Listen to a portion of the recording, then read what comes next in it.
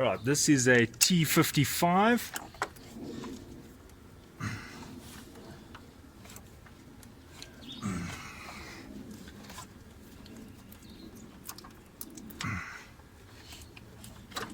Okay. Alright, so it's got little caps on here, and you're going to peel the caps off. There's one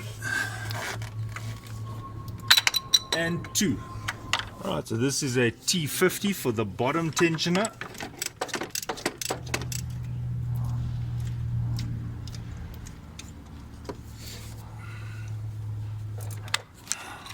Okay, just comparing it to a new one, brand new one. This happens to be OEM. If you listen to this one,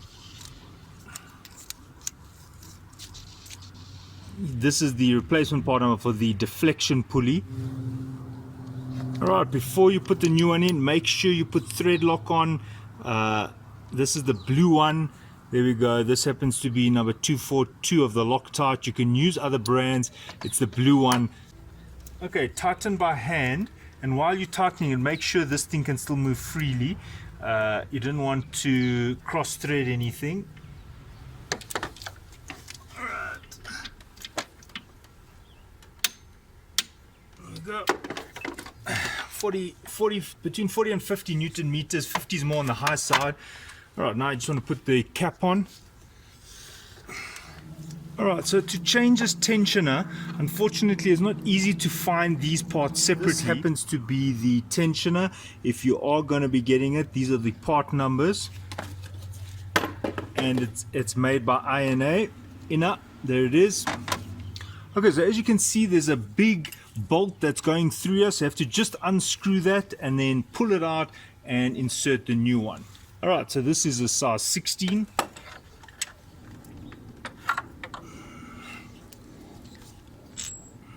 Alright, so there's the old one. Just have a listen to it. Really noisy. I could hear it every now and then screeching when my car was cold. So now I can replace this whole unit. If you're lucky, you can just get the pulley itself, but in my case I had to buy the whole replacement part. Just always check it, that's the correct part. Okay, so here are the two tensioners. You'll notice something slightly different between this one and this one, is that this got a little pin here. And if you look at the orientation, if you see these two lips here, you'll see that this one is more offset. And when I release this pin, what's going to happen is this tension is going to shift. So it's not that there's something wrong, it's just that this is kind of holding it in place. So I'm going to install this one, and then after that I will release that pin. You can release the pin now if you want, but it's quite difficult. It's better to do it when it's on. Right, so what I'm going to do now is I'm going to put some Loctite on the bolt. Oh, way too much, sorry about that. And I'm going to line this up. Now what you'll see is this little raised part is going to fit between two lips. It's kind of going to go in like that. So it's almost impossible to install this in correctly. So you don't install on the lip, you'll damage it. It's going to go in between, and then when you tighten the bolt, then you start to release. You get your Torx here, you get ready to turn it, and then you can pull out this little lever.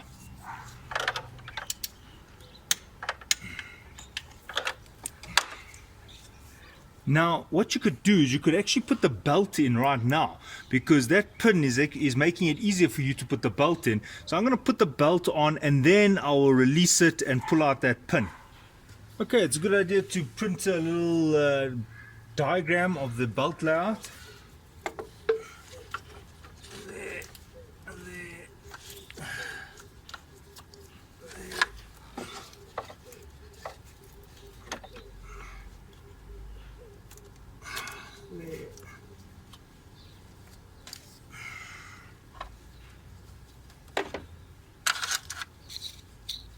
Put the cap on here.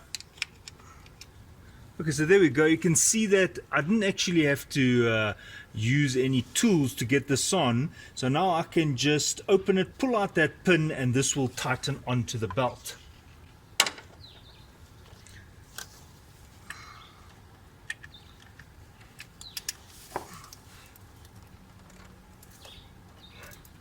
And there comes the pin, and then I release it. Right, so what you want to check is that the belt is inside all of these pulleys. It's not sitting over the threads, it's sitting right. Just follow your hand, making sure nothing is overlapping, It's perfect. Right, now it's time to reassemble and can test it. Okay, what I normally do is just get any loose wires out of the way, and then I turn on the engine. And then what I want to do is I'm just listening. I'm listening for any screeching, any misaligned belt. So then I will actually go and observe and check that the belts are traveling correctly. In my case, I did change the other belt, which is a stretch belt. So I now know that both my belts are running perfectly. If you do want to see the video on how to change the stretch belt, that's a belt next door. It is on my channel. And then now I just reassemble the engine components. So that's it. So I hope this was helpful, and thanks for watching. The remainder of the video is just the reassembly of the peripherals that I needed to take out in order to get to the belt. You do not have to take out the entire air filter housing. I took it out because I was changing some of my HID, the Xenon headlamps. Anyway, so thanks for watching. Cheers.